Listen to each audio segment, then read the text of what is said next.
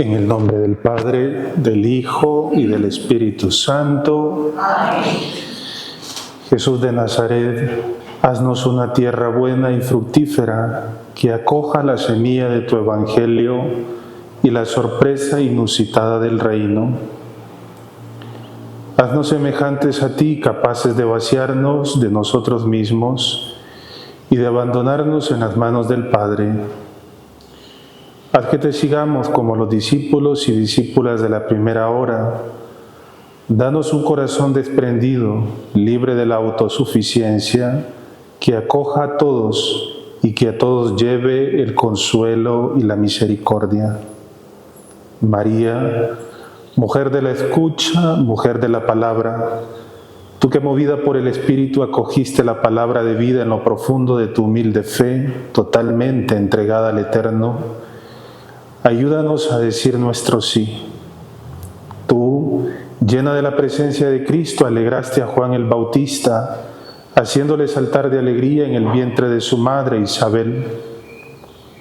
Concédenos la santa audacia de buscar nuevos caminos para que el don de la belleza inmarcesible llegue a todos. Tú, Virgen de la escucha y de la contemplación, Madre del amor, esposa de las bodas eternas, intercede por la Iglesia del resucitado, de la que eres imagen, para que nunca se cierre ni se detenga en su pasión por establecer el reino de Dios. Ayúdanos a brillar en el testimonio de la comunión, del servicio, de la fe ardiente y generosa, de la justicia y del amor, especialmente a los más necesitados, para que la alegría del Evangelio de Jesús llegue hasta los confines de la tierra y nadie en el mundo quede privado de su luz. Madre del Evangelio vivo, fuente de alegría, enséñanos a seguir a Jesús. Amén. Amén. Bueno, nuestra segunda meditación bíblica de Cuaresma versa sobre otra mujer del Evangelio. Nuestra primera meditación ha tenido como personaje protagonista y central a María de Nazaret. Hoy tenemos a otra mujer que aparece en las primeras páginas del Evangelio de San Marcos. Se trata de una mujer enferma, la suegra de Pedro. De modo que esta meditación lleva por título Jesús y la suegra de Pedro en el Evangelio de San Marcos. Casa, curación y discipulado. Una profesora española, Elisa Esteves, estudiosa de los orígenes del cristianismo, católica además, perteneciente a un núcleo religioso, en un libro publicado en el 2008, Las mediadoras de la sanación, encuentros entre Jesús y las mujeres, una nueva mirada.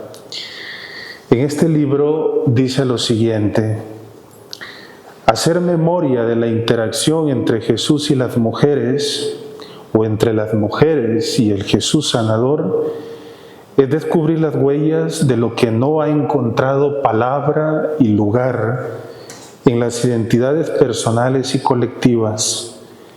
Es desbrozar las trazas de esperanza, las semillas de futuro que es preciso desvelar, transmitir y hacer fecundas, aunque en determinados contextos desconcierte, provoque perplejidades y enfrente con la novedad que se teme, porque desenmascara las arritmias personales y colectivas, desinstala y altera el entramado que sostiene los subterráneos colectivos compartidos.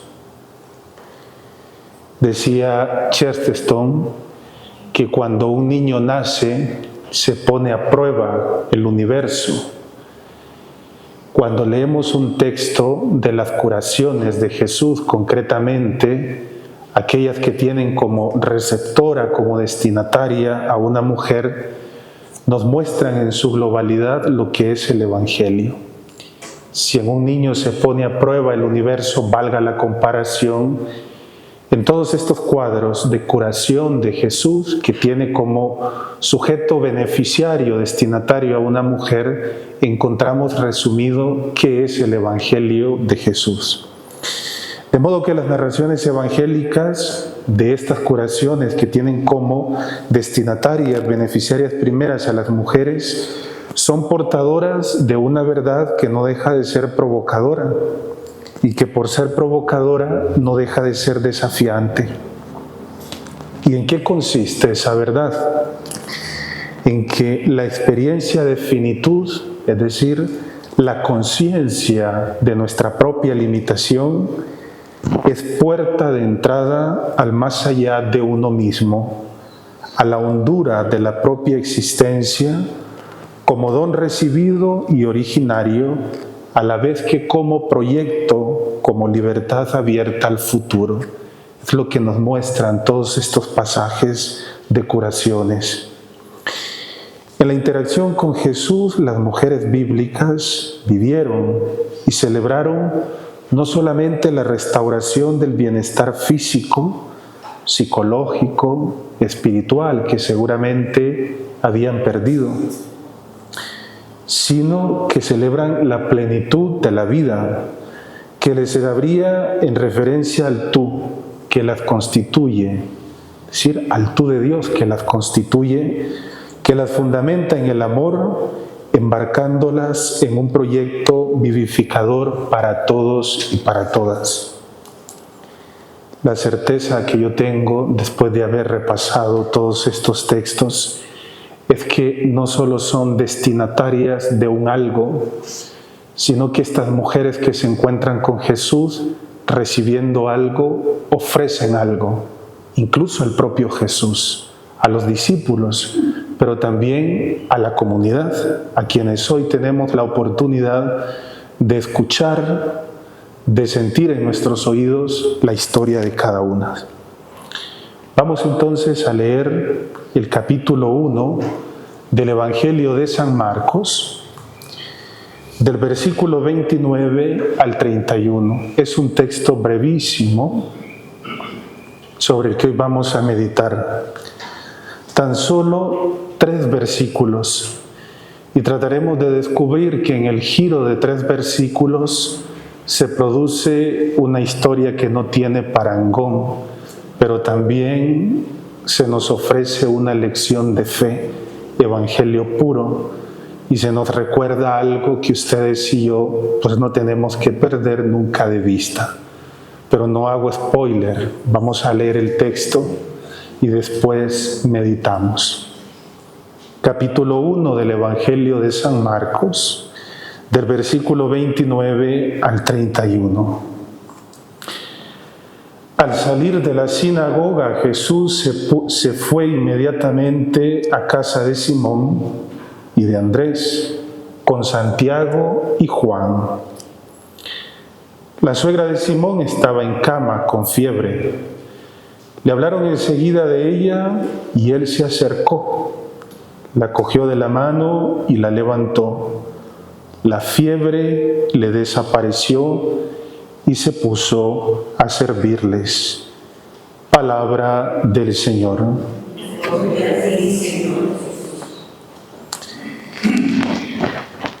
El recuerdo de esta curación, además de ser presentado por el evangelista San Marcos, lo recoge también en su relato, si ustedes corroboran, el Evangelio según San Mateo en el capítulo 8 y el Evangelio según San Lucas en el capítulo 4. Y a pesar de la brevedad del relato y de las múltiples coincidencias que encontramos entre los diferentes relatos evangélicos, también es posible reconocer en cada uno de ellos diferencias. El momento, por ejemplo, en que cada evangelista coloca este episodio dentro de su relato, dentro del desarrollo del ministerio de Jesús. Y esto no significa otra cosa sino el modo en cómo las comunidades recogieron la memoria de Jesús, es decir, los recuerdos, cómo las comunidades recuerdan a Jesús. No solo el hecho de recordar lo que hizo, lo que dijo, sino interpretándolo a la luz de aquella que son las necesidades propias, las vicisitudes propias de cada comunidad. Sin embargo, en todos los relatos, este episodio tiene una coincidencia. Se trata de una mujer que es curada y de una mujer que una vez curada se pone a servir. Por lo tanto, una mujer que sirve. ¿Se trata simplemente de un comportamiento femenino o el texto nos deja constancia de una virtud esencialmente cristiana que en este caso es encarnada y vivida por una mujer? Pregunta. ¿Se trata de algo más que hacía la mujer en la época? ¿O detrás de esa actitud, de ese comportamiento, el evangelista nos quiere enviar un mensaje? No perdamos de vista que el protagonista es Jesús y es la mujer. Por lo tanto, es un relato que de suyo está profundamente connotado. En el Evangelio de Marcos, si comenzamos a leer lo que hay un poco antes, estamos en el capítulo 1, hemos leído a partir del versículo 29, pero si comenzamos a leer a partir del versículo 14 al versículo 28 del capítulo 1, lo que ha hecho el evangelista es presentar el inicio del ministerio de Jesús. Estamos a las puertas del ministerio de Jesús. Por lo tanto, este es uno de los primeros milagros de Jesús. Y en un relato esperaríamos que el primer milagro fuese algo apoteósico, algo grande, algo que llamase la atención, algo que sobrepase cualquier límite. Pero no, se trata de un relato sencillo, 3 versículos simplemente.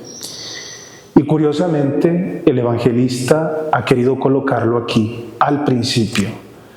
¿Por qué 3 versículos? Que podrían ser una historia más, una anécdota más, una mujer enferma que deja de estar enferma y que una vez recuperada se pone a servir. ¿Qué quiere el evangelista? Presentarnos a los lectores de su obra. Como podemos constatar, queridos hermanos y hermanas, el texto sobre el que meditamos es un texto breve. Una mujer, una suegra en concreto con fiebre. Podríamos decir que una paracetamol habría sido suficiente para curar la fiebre. Pero poner este hecho al inicio de un relato como que no vale la pena a un juicio preliminar. ¿Por qué lo incluyó el evangelista? Veamos qué es lo que sucede. El versículo con que inicia, el 29, nos dice: cuando salió de la sinagoga, Jesús se fue con Santiago y Juan a la casa de Simón y Andrés. Si la colocación temporal, viendo un poco antes dónde está colocado este texto y cuál es el marco temporal, si la colocación temporal es el día de sábado, este hecho que Jesús hace acontece en un día como hoy, el Shabbat, día sábado, día grande, día preceptado para la observancia. De modo que la colocación temporal es el sábado, Shabbat, un día grande. La colocación geográfica nos lo dice el versículo 29, es un paso, un desplazamiento, un deslizamiento de Jesús físico, de la sinagoga a la casa. Salió de la sinagoga y se fue con Santiago y Juan a la casa de otros 2, Simón y su hermano Andrés. Mientras, el tema de fondo de estos 3 versículos será la curación de una mujer, la suegra de Pedro, al interno de este nuevo espacio que está habitando Jesús, que ya no es la sinagoga, sino la casa. El primer elemento que emerge entonces es un cambio de lugar.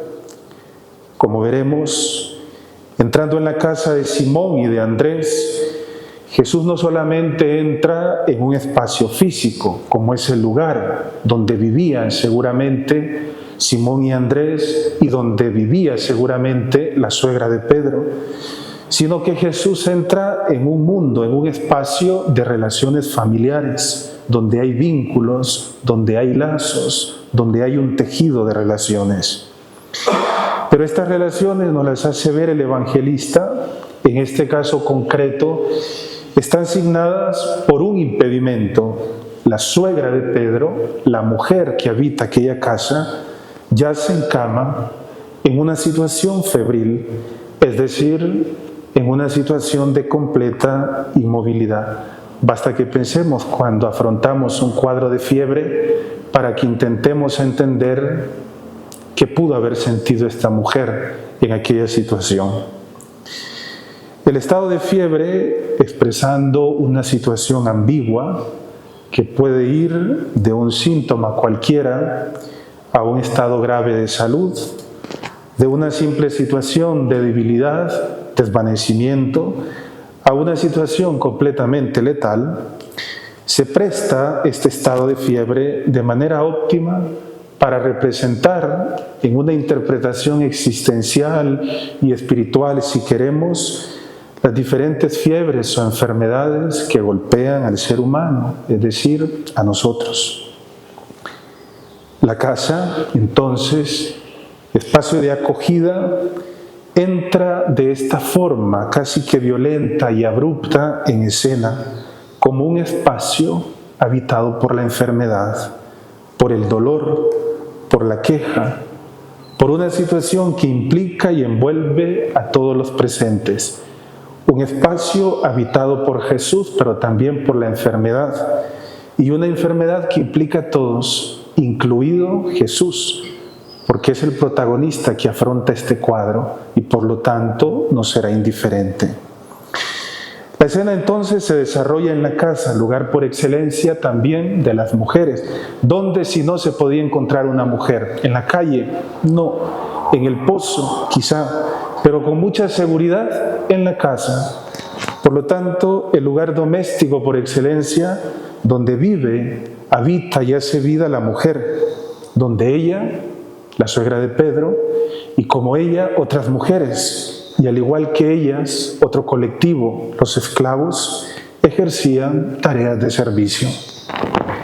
Desde este punto de vista, parece que nada es extraño en esta escena que nos cuenta el evangelista Marcos, que una vez curada la mujer se pone a servir, diríamos, es lo propio que tenía que hacer, no hay ninguna novedad.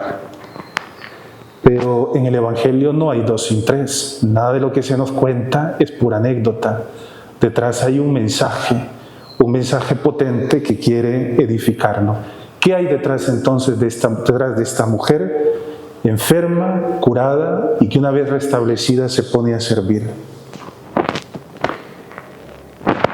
Como nos damos cuenta al leer el Evangelio de Marcos, la casa no es solamente un lugar físico, sino que desempeña un rol de primer orden, porque además de ser un lugar físico y un lugar de relaciones donde se entretejen vínculos y lazos, la casa en el Evangelio de Marcos representa el espacio en el que tiene lugar la formación de los discípulos de Jesús, y en la cual Jesús, como un maestro, se retira con frecuencia con su círculo más íntimo, los 12, para profundizar en diversos aspectos y elementos de su enseñanza, que cuando Jesús los explica o los expone, no quedan claros. ¿Y cuál es el lugar donde Jesús esclarece a los discípulos aquello que no entienden? La casa. Hasta que llegan a casa, ellos preguntan, y a las preguntas de Jesús, Jesús mismo responde.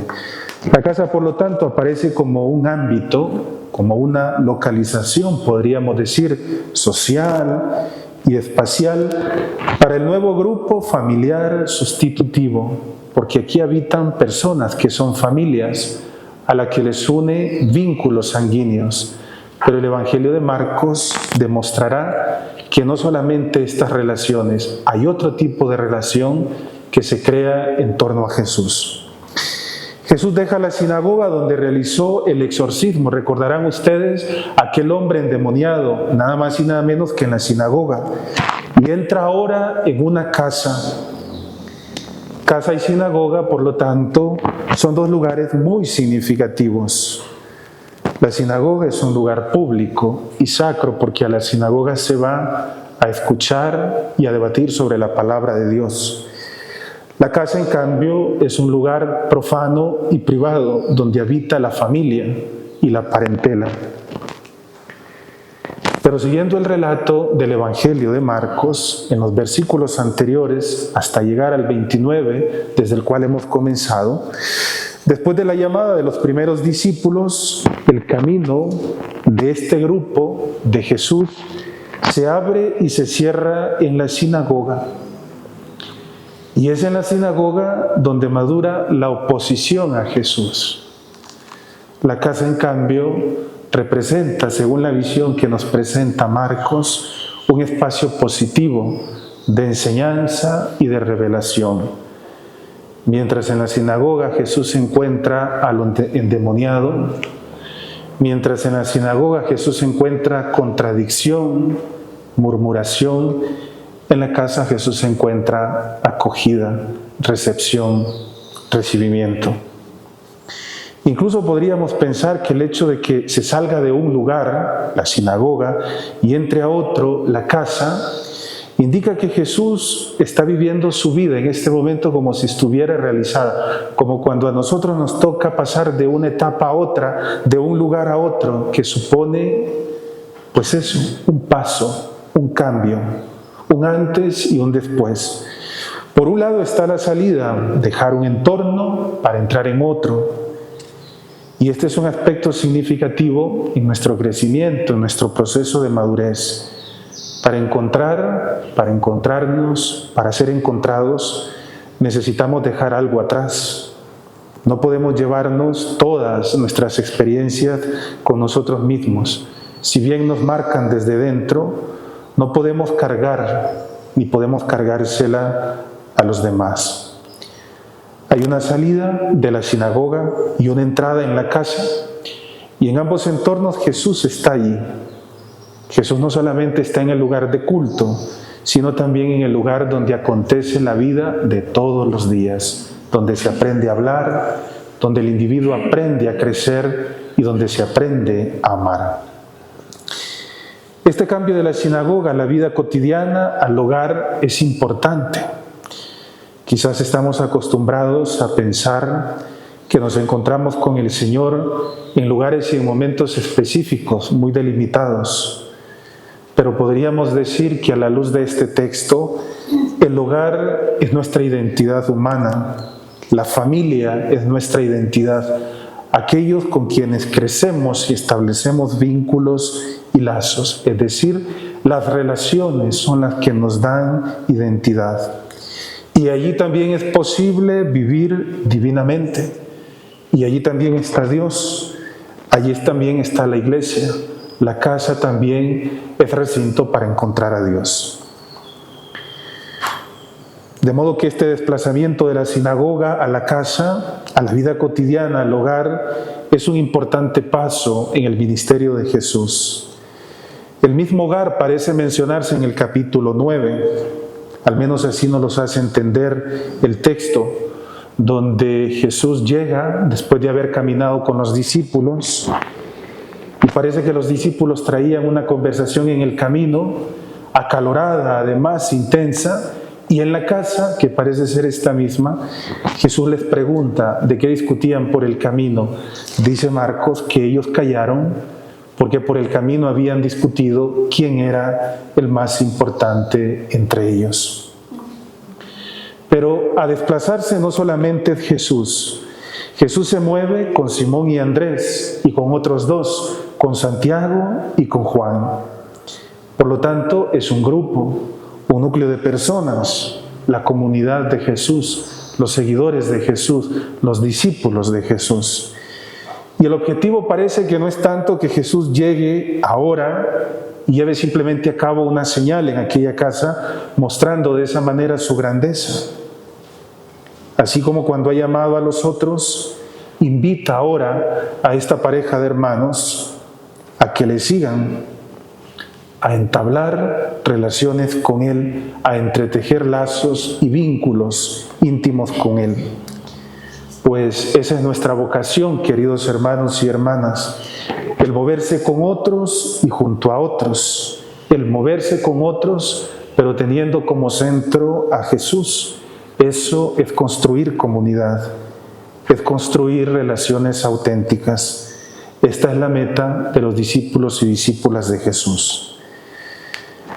Pensemos entonces qué mensaje envía este detalle que asalta al texto sobre el cual meditamos, sobre todo en esta cultura y en este tiempo en el que nos toca vivir. Todos, absolutamente todos, mirando a la TV o mirando al teléfono o mirándonos, lo que es peor, a través de una pantalla, acostumbrados ya a eso.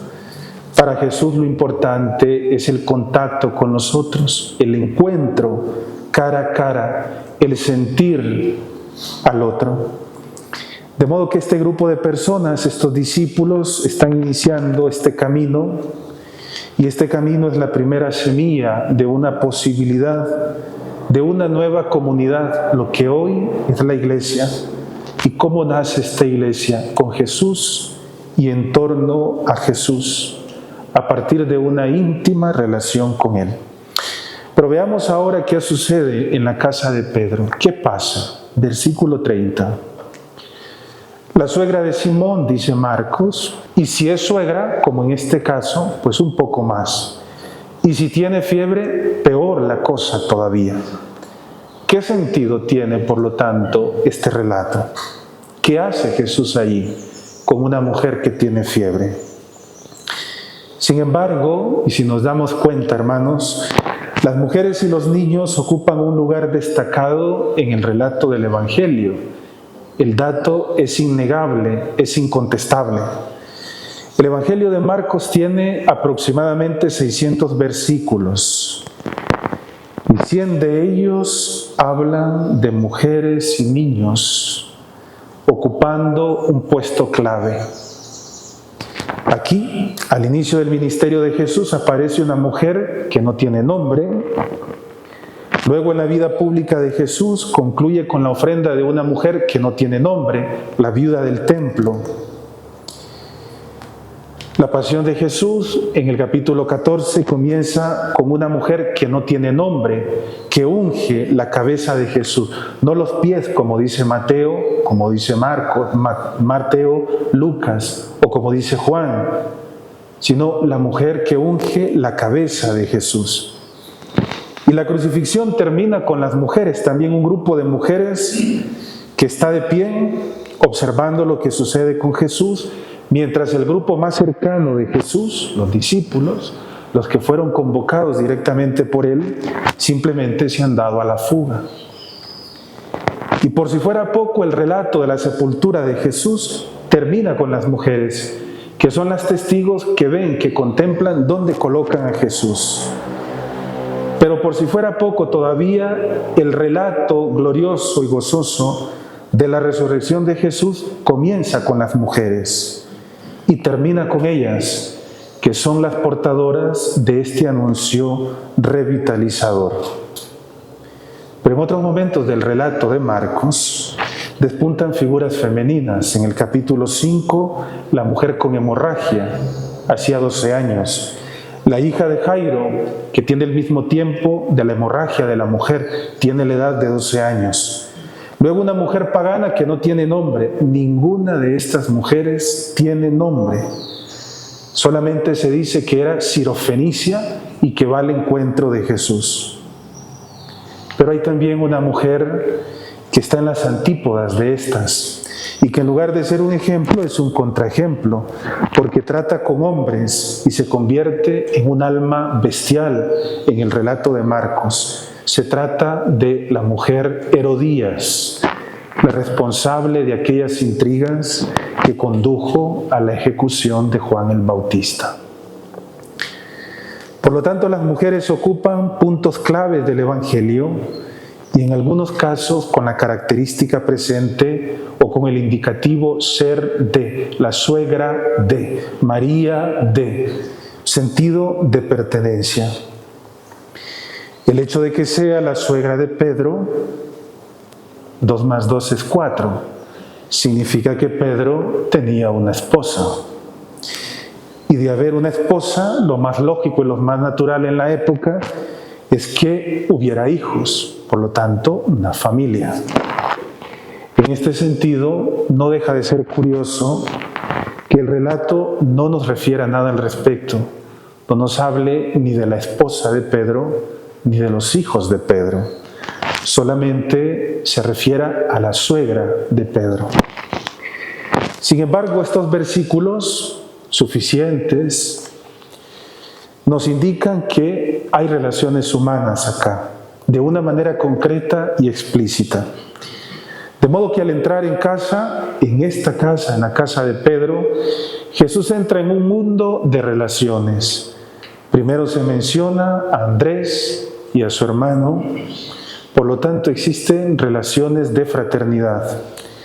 Pero se habla también de una suegra que nos remite al matrimonio, relaciones matrimoniales, relación con una esposa y en consecuencia con una parentela a la cual esta relación ha dado origen.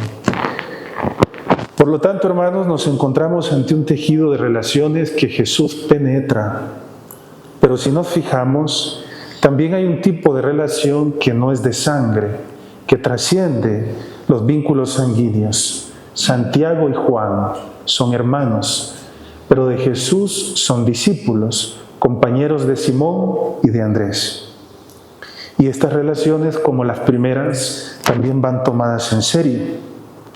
Porque Marcos nos está diciendo entonces, indirectamente, que existe otra posibilidad de relacionarnos, más allá de los meros vínculos consanguíneos. Y son esas relaciones las que se mantienen unidas por Jesús y junto a Jesús, que es el responsable de haber llamado a estos personajes que de no conocerse se convierten en conocidos, de no saber quién eran se convierten en discípulos y por tanto en compañeros y hermanos. Si decir el nombre de la mujer y sin aludir a nada más que a la condición, a su relación con Pedro, es una suegra, indicando luego la condición física y por lo tanto anímica, es una mujer presa de la fiebre. Nos dice el evangelista que a Jesús le hablan sobre ella. El primer servicio que Jesús presta a esta persona antes de curarla es el servicio de la escucha, porque Jesús no va a curarla inmediatamente. La condición de la suegra es entonces la fiebre, una mujer febril, enfebrecida. Y como sabemos, la fiebre no es una enfermedad en sí, sino que es síntoma de un mal mucho mayor. Es un elemento sintomático que responde, obedece o se origina a causa de aquel que es el foco que provoca la fiebre, una enfermedad concreta. ¿Y de qué enfermedad se trata esta fiebre? No nos lo dice el evangelista. Necesariamente tiene que ser el síntoma de una enfermedad más grave, desde el desvanecimiento hasta una patología crónica, la que fuera. La fiebre en el cuerpo, sabemos, provoca malestar, paraliza física y anímicamente, nos descompone. No estamos en condiciones de hacer una vida normal.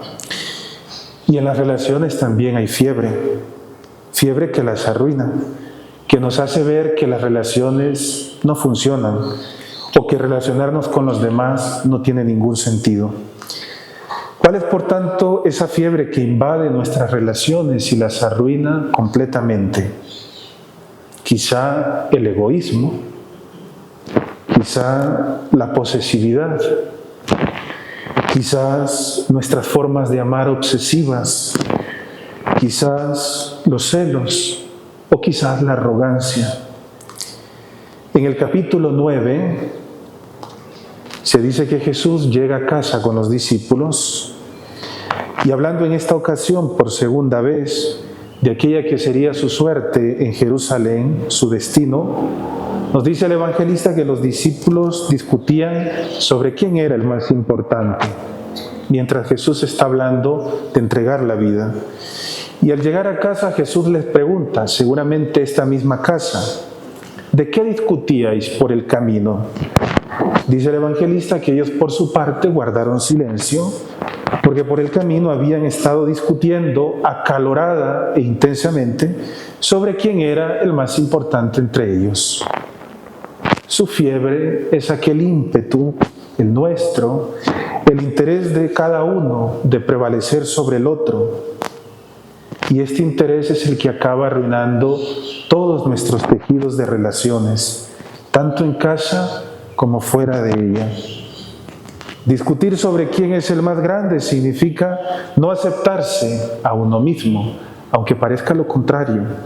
Y por lo tanto, si no nos aceptamos a nosotros mismos, no podemos aceptar a nadie, al otro, que tan solo me sirve de pedestal para yo crecer y estar por encima de todo al precio que sea. ¿Y quién manda en esta casa? Podríamos preguntarnos.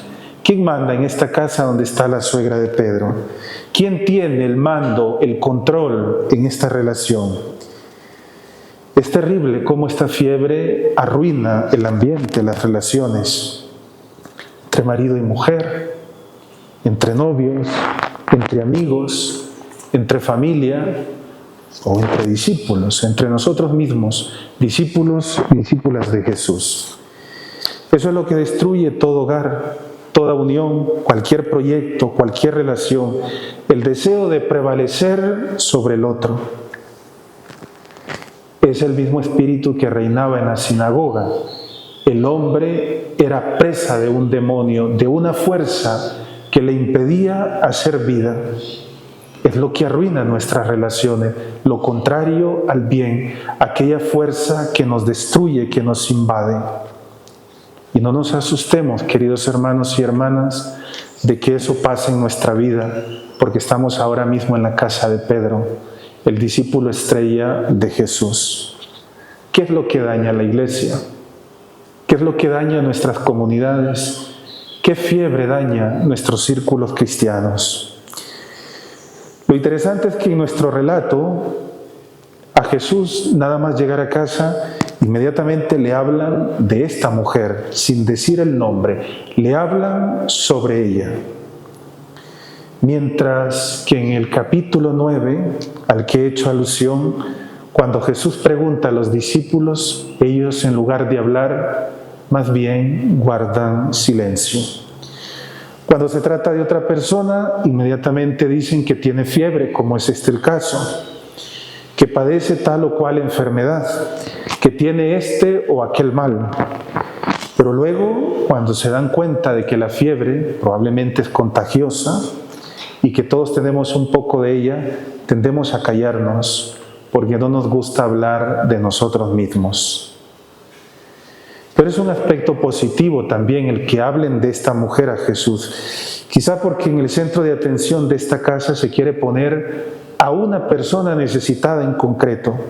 De modo que el protagonista de este relato no es ni Andrés, ni su hermano Simón, ni Santiago, ni Juan. Es Jesús y esta mujer cuyo nombre nunca se mencionará y cuya figura no aparecerá en el resto del relato del evangelista Marcos.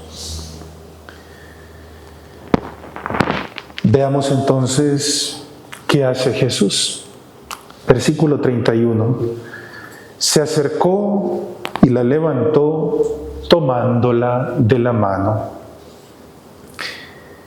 Antes de dar un paso al frente, como si Jesús no tuviera miedo, ni supiera que se trata de una mujer y además presa de una fiebre, Jesús se acerca es mucho más que un paso. Se acerca con el deseo, al parecer, de tomar contacto con ella, y efectivamente el evangelista nos lo va a decir, que toma un contacto físico con la mujer. Por lo tanto, el acercarse de Jesús es mucho más que dar un paso. Se acerca con el afán de entrar en contacto, de confrontarse con el otro. Jesús es quien salva la distancia, incluso ante la fiebre, sin importar que sea una mujer. Él es quien se acerca. Y el hecho de que Jesús salga al encuentro, más que dar un paso, es el segundo paso que precede a una acción, que sucede a una acción que Jesús ha cumplido. Para moverse, Jesús antes ha tenido que escuchar aquello que le refirieron sobre ella. Jesús se acercará, pero solo se acercará después de haber escuchado qué le dicen de ella. Un escritor cristiano, no católico, protestante, que murió en la época del nazismo, porque se enfiló en un movimiento contra los nazis, Dietrich Bonhoeffer, un pastor protestante, en un librito que se llama Vida Común, hablando del servicio y de la escucha, decía lo siguiente, lo cito porque la verdad de donde venga esto es evangelio al final. Solo después de haber escuchado a través del oído de Dios, podemos pronunciar la palabra que el Señor quiere. Solo después de haber escuchado a través del oído de Dios, podemos pronunciar la palabra que el Señor quiere. Y es que solo después de haber asumido la condición de esta persona, en el caso de Jesús, es como yo puedo decir o hacer algo en favor. Solamente después de haber dejado que la realidad me interpele y que Dios me abre a través de los signos de los tiempos, es como mi decir, mi hacer, mi actuación puede estar en armonía con aquello que el Señor quiere. A propósito de este momento del relato, me venía a la mente el número 171 de la exhortación apostólica del Papa Francisco, Evangelii Gaudium, un número que no pierde desperdicio, el número 171.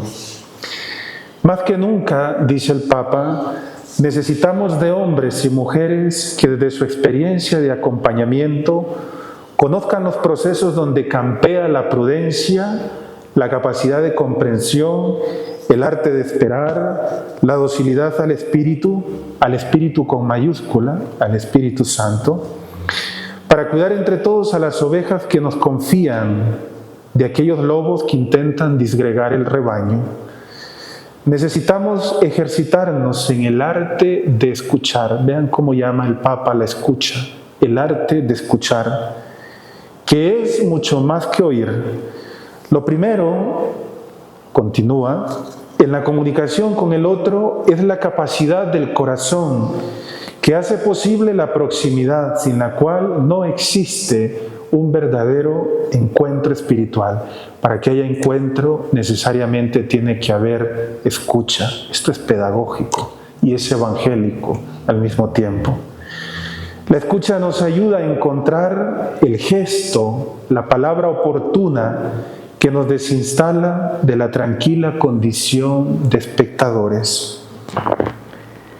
Solo a partir de esta escucha respetuosa, dice el Papa, y compasiva, se pueden encontrar los caminos de un genuino crecimiento, despertar el deseo del ideal cristiano, las ansias de responder plenamente al amor de Dios y el anhelo de desarrollar lo mejor que Dios ha sembrado en la propia vida. Fin de la cita.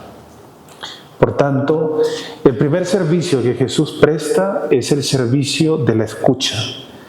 Al gesto de la escucha sigue entonces, solamente entonces, el del acercamiento. Pero hay un dato extraño. Dice el texto, y tomándola de la mano, literalmente la levantó.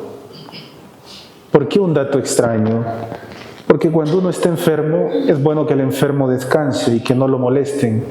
Cuanto más duerma, mucho mejor para que se recuperen. Pero Jesús no entiende de esto. Habiendo escuchado lo que le dicen de la mujer, y una vez que ha escuchado lo que sobre ella le han referido, no solo da un paso adelante, se acerca, va al encuentro de aquella mujer para tomarla de la mano y ponerla en pie, lo que ustedes y yo no haríamos con un enfermo. Jesús lo hace. El verbo usado por Marcos para indicar que la levantó, en la lengua original suena más o menos como egeiro, que significa levantar, despertar, poner en pie o restablecer. Es el mismo verbo que el evangelista usará al final de su relato para indicar la resurrección de Jesús. Por lo tanto, Jesús la incorpora, la pone en pie, podríamos decir, la resucita, la restablece completamente a la vida. El verbo que usa el evangelista aquí, si es el mismo que usa al final en el relato de la resurrección, es por lo tanto un verbo connotado, es decir, no es un verbo cualquiera, un verbo que tiene relación con la resurrección de Jesús y que él utiliza ahora para indicar la situación en la que se encuentra la mujer y de la cual pasa a esa nueva situación de cambio que se empieza a operar. Un cambio, un pasar de la muerte a la vida, de un estado deplorable a una completa restauración, de estar muerta a estar viva, de no ser sujeto de acción, inmovilizada y paralizada por un mal, a ser sujeto de acción. Ella misma se mueve y por su propia cuenta sirve.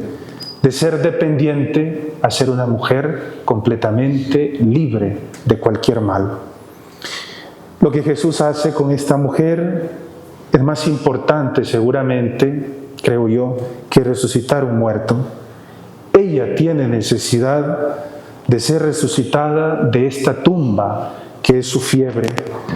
Pero Jesús no solamente la incorpora de esa situación. Cuando interpretamos este texto, todas las interpretaciones se reducen a eso. Reincorporó a una mujer que de tener fiebre ya no tenía fiebre y vuelve a los quehaceres cotidianos. Esa podría ser la primera interpretación de este texto. Y es el efecto primero que se presenta. Pero seguramente que Marcos no quiere decirnos solamente esto. No nos habría contado o no habría gastado tinta y papiro para contarnos una sanación más. Quizás quiere transmitirnos un mensaje mucho más potente a través del efecto que se produce en esta mujer. Pero el modo, la incorporación, el levantarse, se da a través de otro gesto, el tercero de Jesús. Jesús escucha, Jesús se acerca y para incorporarla, Jesús, dice el evangelista, habiéndola tomado de la mano, la toma de la mano, es decir, la toca, entra en contacto con esta mujer. Jesús la pone en pie, la devuelve a ser ella misma, a su estado normal, a que recupere la normalidad de su vida. Pero no solo eso, pero para hacerlo tiene que entrar en contacto con ella, tocarla. Fíjense, Jesús toca a una mujer.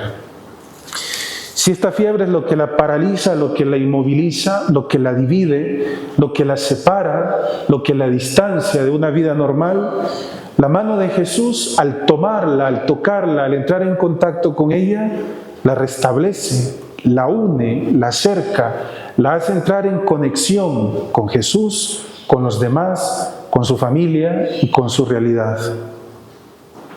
Jesús también se acerca de esta manera a nuestras vidas. Basta tocar para sacar a alguien de la soledad, del aislamiento y del anonimato. Aunque no se nos diga su nombre, se nos dirá lo que caracterizará de ahora en adelante su vida, que es el servicio. Para Marcos seguramente, que es muy seco en el hablar y en el narrar, bastaba esto suficiente para decir quién era ella. A esta mujer la define algo más, mucho más que su nombre, y es el servicio. Yo creo que a esto apunta este relato, más que presentarnos la anécdota de alguien que de estar enfermo simplemente se cura. El gesto que Jesús lleva a cabo es muy fuerte, y por ser fuerte es significativo.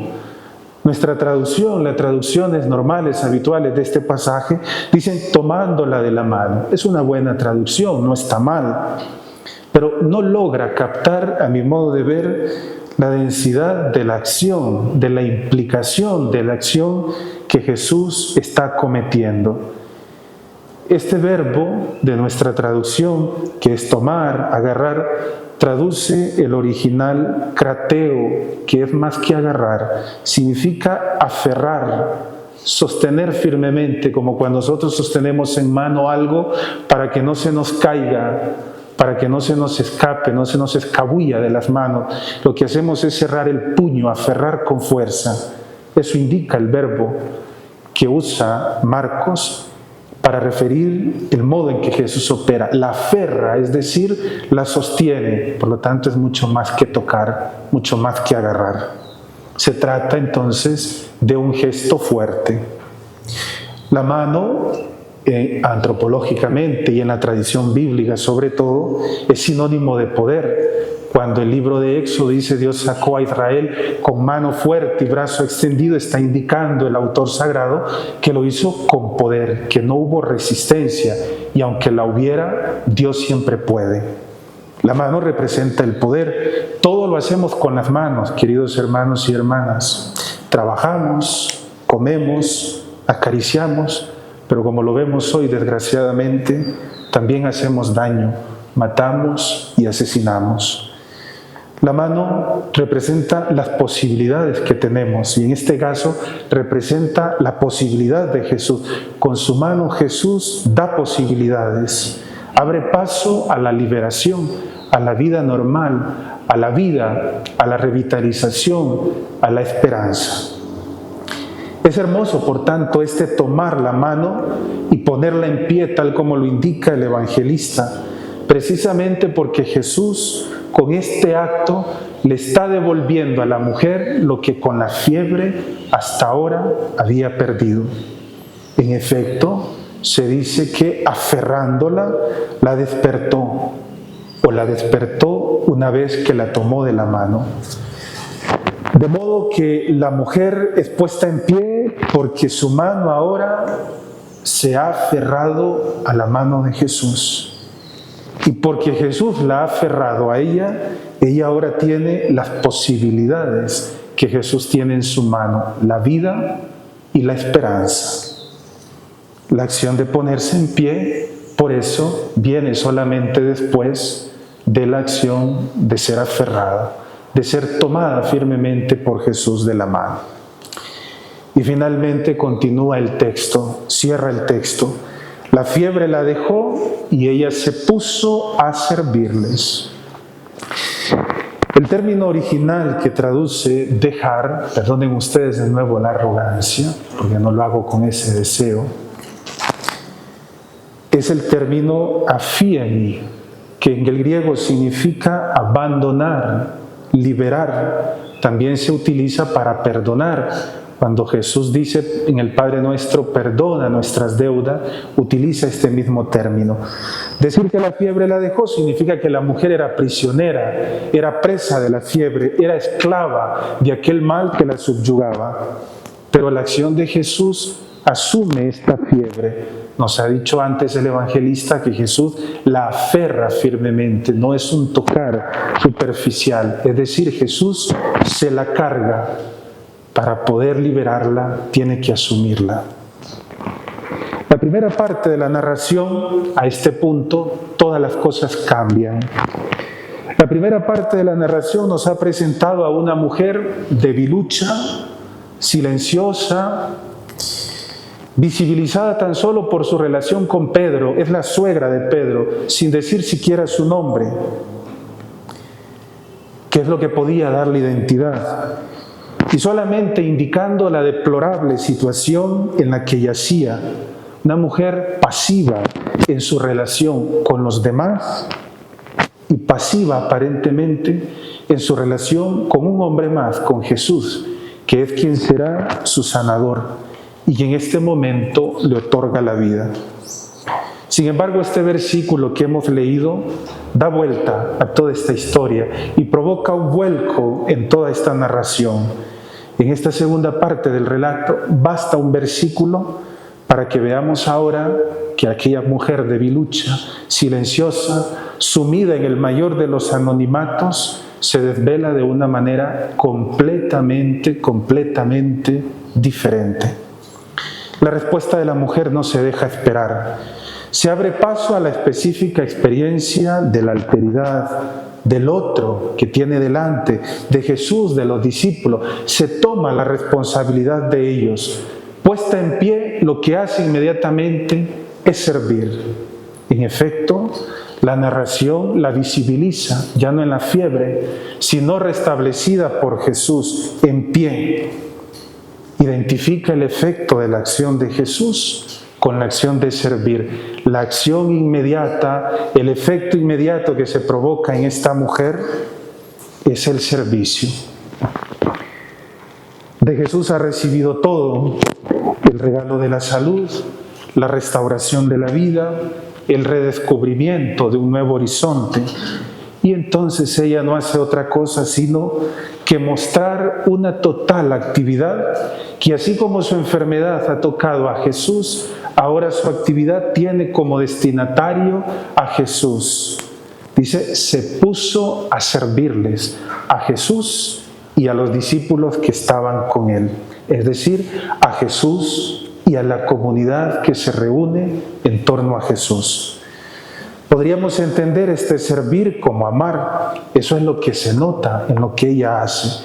Basta una simple indicación para entender la intensidad de esta actividad, de esta acción, de esta operosidad.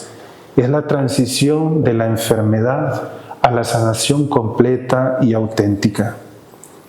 Cierto sentido, queridos hermanos y hermanas, estamos llamados a reconocer nuestra enfermedad a partir de estos síntomas que se presentan, de esas fiebres, de esos cuadros febriles, y a reconocer nuestra liberación a partir del servir. Este Evangelio nos ayuda como un barómetro a saber cuándo estamos enfermos y cuándo estamos sanos. Cuando nuestra vida es tóxica, por utilizar la palabreja que hoy está de moda, cuando nuestra vida es plena. Esto quizás forme parte de nuestra experiencia, es precisamente cuando estamos mal, enfermos, que buscamos atención. Es como si nos faltara algo, como si experimentáramos en nuestra vida un déficit de algo, una deficiencia, una carencia. Pero cuando nos sentimos amados, somos mucho más libres para mirar fuera de nosotros mismos. Ya no tenemos miedo, no necesitamos escondernos de cara a los de afuera o de cara a lo de afuera. Podemos estar tranquilos porque somos libres, porque tenemos la experiencia del amor, ser sujetos del amor de Dios que nos revitaliza. De este modo, no hay detrás un simple interés doméstico de parte de Marcos. Podríamos decir, o podría haber dicho Pedro, como cualquiera de nosotros, me ha curado a la suegra, ahora nos preparará de comer y Jesús estará bien atendido. Pero Jesús no es el patrón de las domésticas, sino es este el mensaje que quiere enviar el evangelista. Jesús pone en pie a aquella mujer y nos da cuenta el evangelista que curándola saca lo mejor de ella y dignifica aquello que ella cotidianamente hacía todos los días. Jesús la hace a su imagen y semejanza. ¿Por qué? Porque el primero en servir es Jesús. Y nadie que quiera seguirlo quedará eximido del servicio. Aquí todos los criterios mundanos, en 3 versículos, quedan completamente desbaratados y trastocados. Lo que importa incluso en la iglesia no es Pedro, ni Santiago, ni el señor tal, ni la señora tal, ni el monseñor tal. No cuentan para nada, no contamos para nada. Es la suegra, la anciana, la anónima, aquella que aparentemente no sirve para nada, la que realmente nos da la lección de vida. Porque si la historia continúa y va adelante, es porque existen personas como ella. Cuando los demás comprendemos que somos como la suegra de Pedro, podríamos sanar y nuestras relaciones también. Los demás somos nosotros. Y como los discípulos de Jesús estamos allí asistiendo a este cuadro, quizás uno más de la vida, pero observando cómo Jesús hace pasar a alguien del aislamiento, de la fiebre, del impedimento de vivir a la vida plena que se manifiesta y se refleja en una acción, en el servicio. La de aquella mujer es una liberación y que se visibiliza en lo que sucede. El hecho de que está sana está indicado por el servir. Marcos no dice que quedó curada, Marcos dice que la fiebre la dejó y que inmediatamente se puso a servirles. Pero tal como lo dice Marcos, no se trata de un momento puntual, se puso a servirles.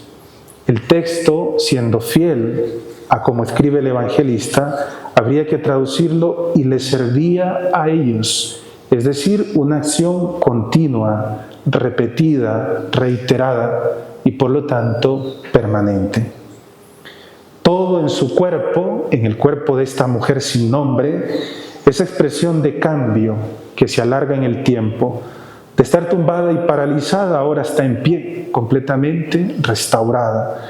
Su cuerpo es expresión del nuevo dinamismo vital que la lleva a estar con otros, siendo para ellos y estando para ellos. Ha dejado de ser invisible y dependiente para ponerse en pie. Y la dinámica corporal expresa la liberación que ha recibido, porque ahora la que parecía débil se encuentra en completa disposición para los demás. Pero una cosa que a mí me llama poderosamente la atención y que en algún momento me generó un malestar es que esta mujer no solamente es anónima porque de ella no se dice su nombre, sino que parece que es muda porque no dice absolutamente nada, no habla. A Jesús le refieren sobre ella, no se dice quién, probablemente Pedro, probablemente Santiago, probablemente Andrés, probablemente Simón, no se nos dice quién. Y ella, cuando es curada, tampoco dice que se dirige a Jesús, no habla. Pero se entiende que no hable con la boca, porque sus gestos, su cuerpo, eso que llaman hoy el body language, el lenguaje corporal, es lo que habla y es lo que nos interpela a nosotros. En efecto, y es mucho más potente si lo vemos de cerca, porque la acción que indica el servir en nuestra traducción, fíjense, es el verbo diaconeo en griego, de donde viene diácono, diaconía, diaconisa. Es el verbo, además, por si fuera poco y para más INRI, es el verbo con el que Jesús indica su servicio. En el Evangelio de Lucas, en el capítulo 22, Jesús dice, ¿por qué?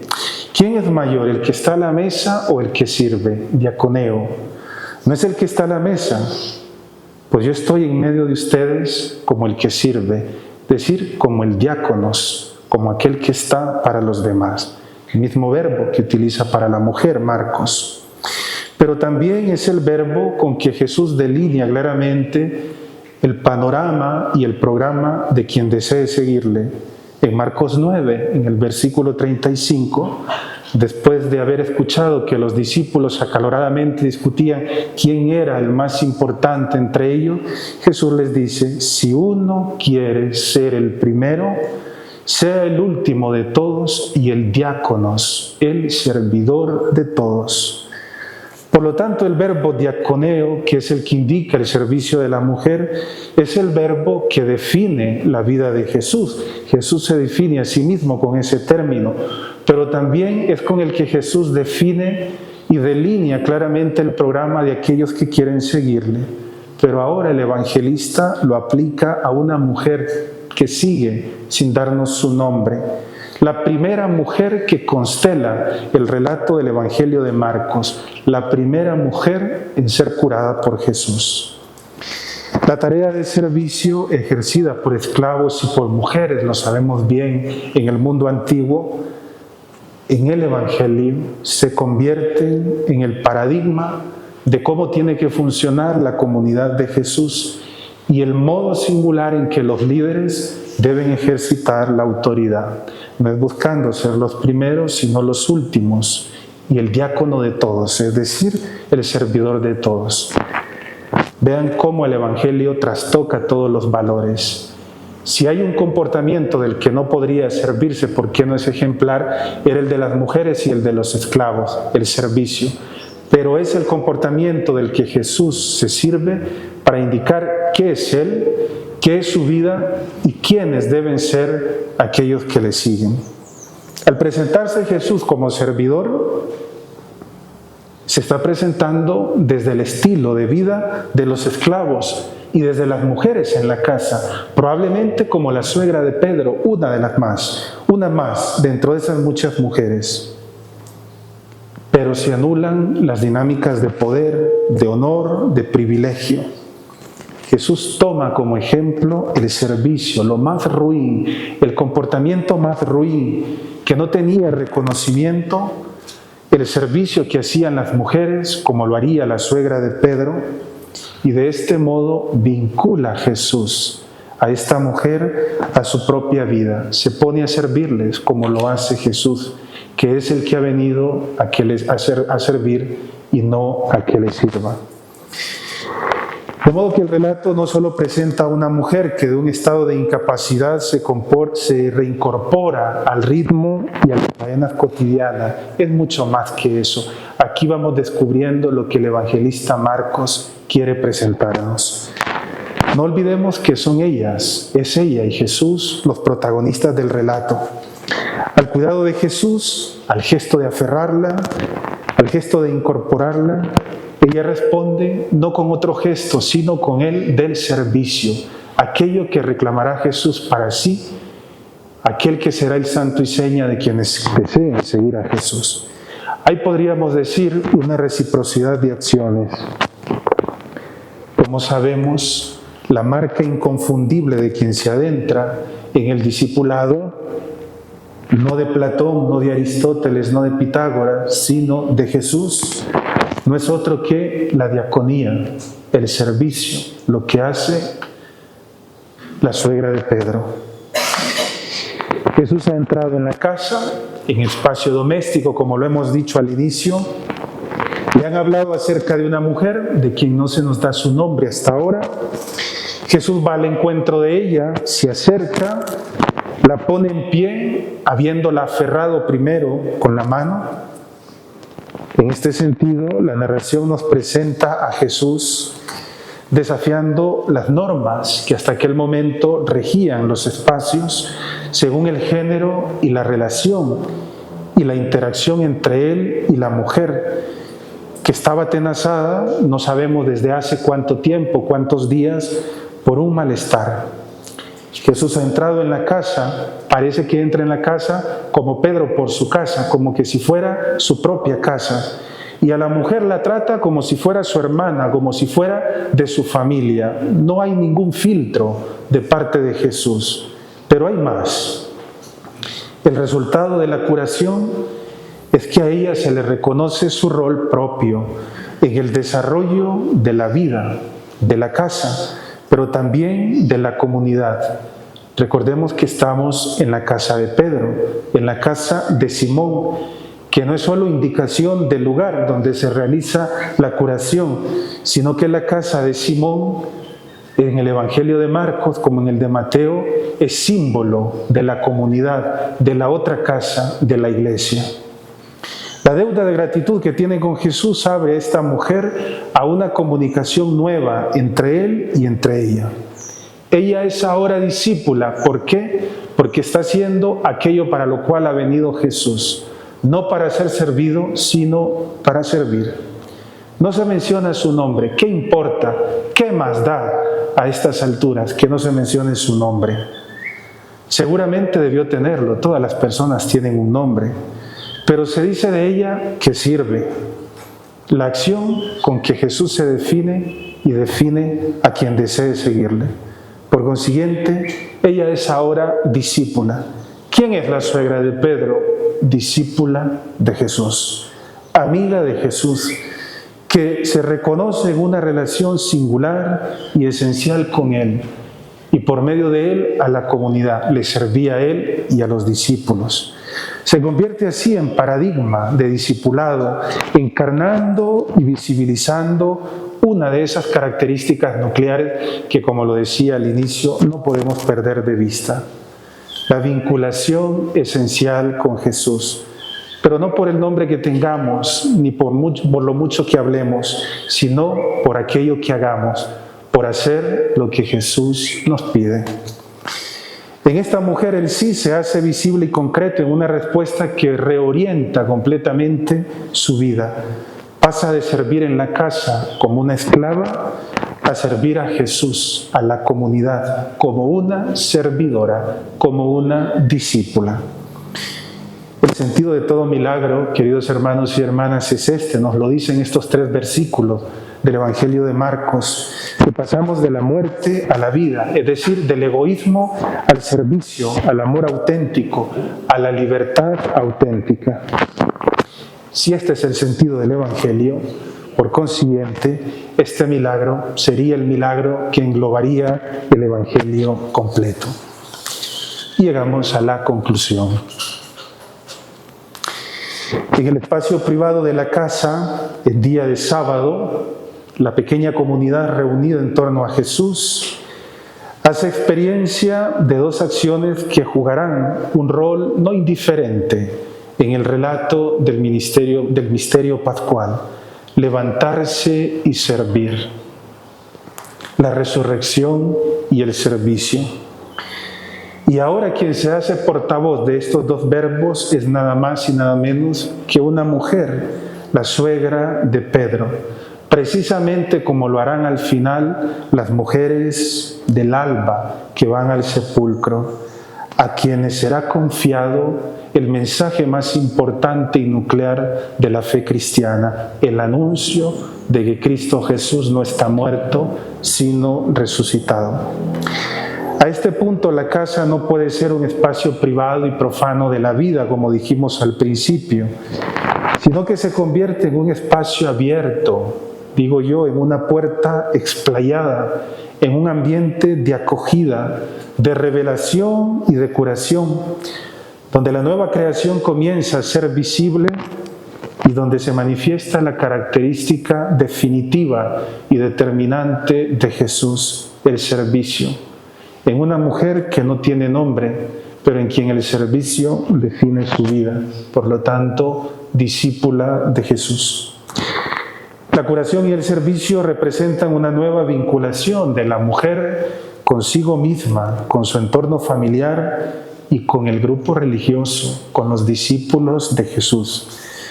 La transformación que Jesús favorece en la mujer no la reduce al ámbito donde siempre ha vivido y donde la fiebre incluso la ha tenido postrada y en las cosas que siempre ha hecho, sino que redimensiona ese ámbito en el que hace y continuará a hacer su vida, pero la coloca en medio de una nueva familia donde ella realiza una función ministerial, el ministerio de la diaconía, es decir, del servicio. La suegra de Pedro no es simple receptora de la salud. A este punto está claro lo que Marcos nos quiere comunicar, sino que siendo sanada, su testimonio sana. Habiendo sido transformada, su ejemplo transforma.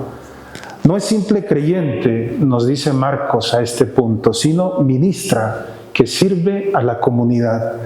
Ella recibe y da al mismo tiempo. Ella es sanada y sirviendo sana, como hace Jesús, no hay más. Y esto es lo que contribuye a crear comunidad, no otra cosa. Las preguntas por quién es el más importante nos destruyen, nos dividen, nos separan y nos fragmentan. Pero la recepción de un don que provoca el bien, el servicio, es lo que sana y lo que construye. Por tanto, el hecho de participar en el poder sanador de Jesús, a la suegra de Pedro, la reconoce y la capacita para actuar como sanadora, como donadora en favor de la comunidad. Sanciona la iniciativa que ella tiene de todos los días y la saca de su espacio marginal. Como ella sirve, también nosotros tenemos que servir. Finalmente, el acto de servir es liberador, ante todo en la medida en que es elegido, no es impuesto. A ella no se lo impone nadie. La fiebre la dominaba, pero el servicio no se lo impone nadie. Ella libremente lo elige, porque si no, de lo contrario, engendraría servidumbre.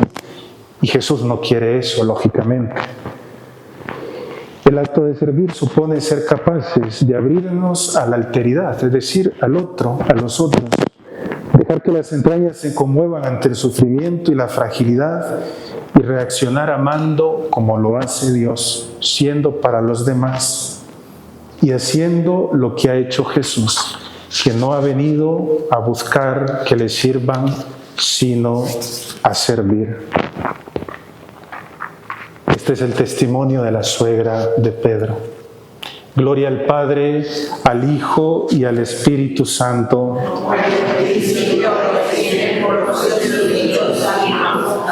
Muchas gracias por la atención.